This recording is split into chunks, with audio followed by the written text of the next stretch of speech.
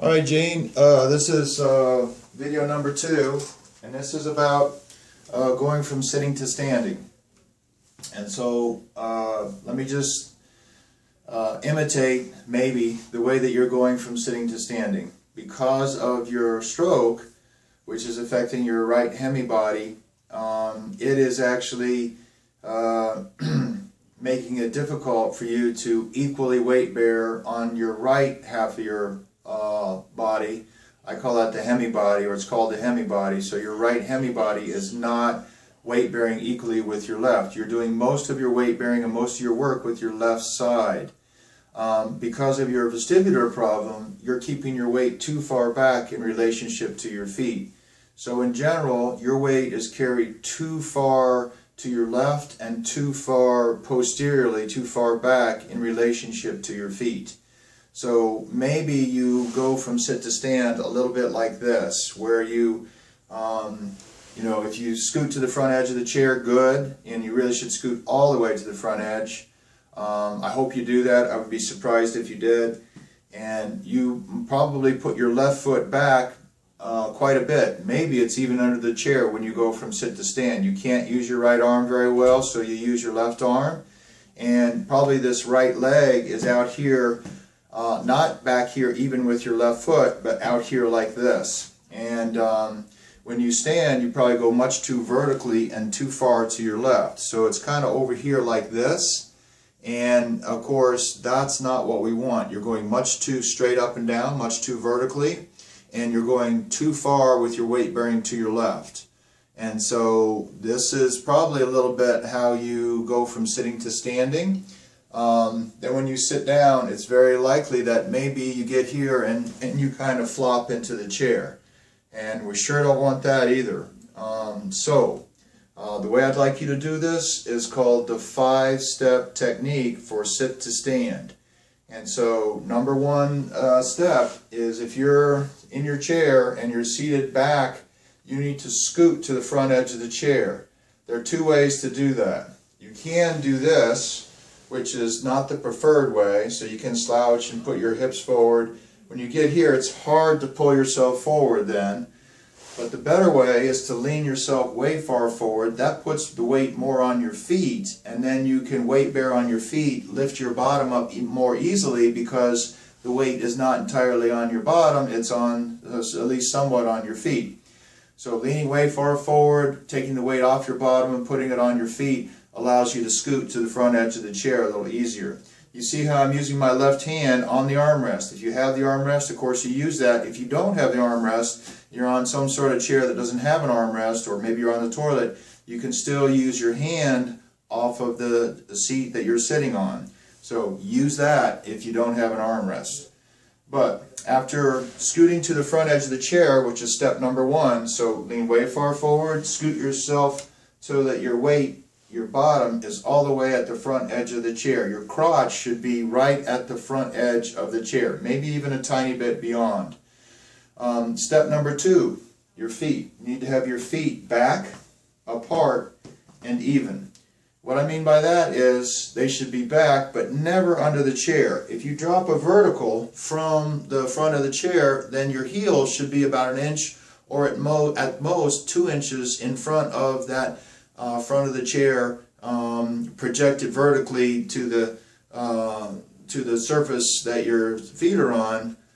You should only have 2 inches separating that front of the chair and your heels. Maybe just 1 inch would be even better. So your feet are back, they're apart. So each foot should be essentially under each hip. They should not be together. And the other thing that should happen is this right foot should not be out here, which is probably going to be your tendency to have your left foot back and your right foot forward. I know your AFO may make it difficult for you to bend your ankle properly and get it back, but get it as far back as it can. If it's an articulating AFO, which is even better, you can probably bring it back and have it even with your left foot. So step number two is your feet back, apart, and even. Step number 3 is to have your hand, in this case your left hand, in the right place. If you have an armrest, use it to help you push up when you go from sitting to standing. Number 4 is to lean your torso way far forward over the feet. In fact, your nose should actually be beyond your toes. One of the good ways to do this, if you have an assistant who can give you a target. So put that put your hand, assistant, out here as a target.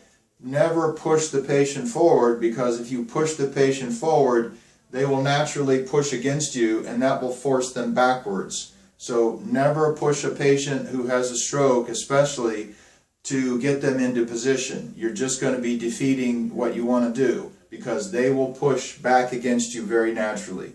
So give them a target out here, and your forehead, Gene, should be on the person's hand, and then try to keep it there. Assistant, keep your hand out here and try to have her be leaning so far forward that her nose is beyond her toes. And then this is the fourth step. I can guarantee you, Gene, that this will feel like you're way too far forward and you're about to fall on your face. Well, obviously you're not. You have your hand here with a good purchase on the armrest. In fact, in this sense, right now, your weight is almost centered over your feet. So you're not going to fall forward. It just feels like you are for two reasons. The biggest reason is because of your vestibular problem. You know, your brain is trying to keep your weight too far back in relationship to your feet. So when you actually put your weight forward where it's centered over your feet, it feels very wrong to you. I understand that. Try to overcome that feeling that you're way too far forward. It will get better the more you practice this. So your assistant is out here with a target. You try to keep your forehead on that hand where your head is, your nose is beyond your feet. And then step number 5 is to lift your bottom up. And you see how, as I lifted my bottom up, my head went actually forward and down. And that's really what I want. I want your head to go forward and down very slightly, forward a lot, down very slightly. But look what happened to my bottom. It came up and went forward very slightly too. At this point, I actually have my balance. I'm not wanting you to let go with your left hand, but you can at this point because your weight is now perfectly centered over your feet. You have your balance. That is the definition of balance, actually, to have your weight centered over your base of support.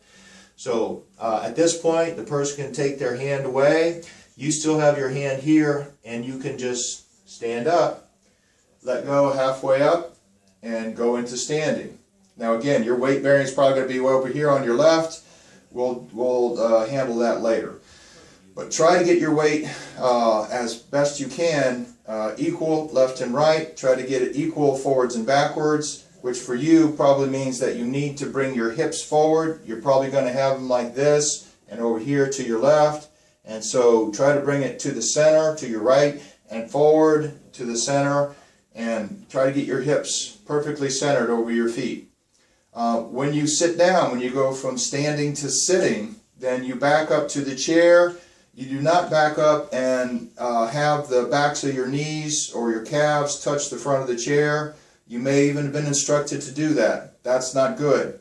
If you have to do that to find the chair, which most people don't, they can just easily turn over their left side and see that the chair is there. But if you want to find the chair with your knees or the backs of your calves or the backs of your knees, then once you've done that, come forward 2 inches. Never should the backs of your knees or your calves be touching the chair.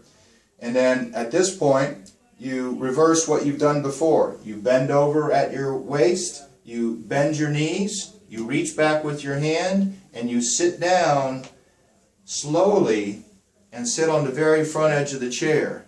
Notice that prevented me from flopping into the chair because I had control of my balance all the way until my bottom sat on the front edge of the chair. You lean forward, you scoot back. And that's how a proper sit to stand should be done.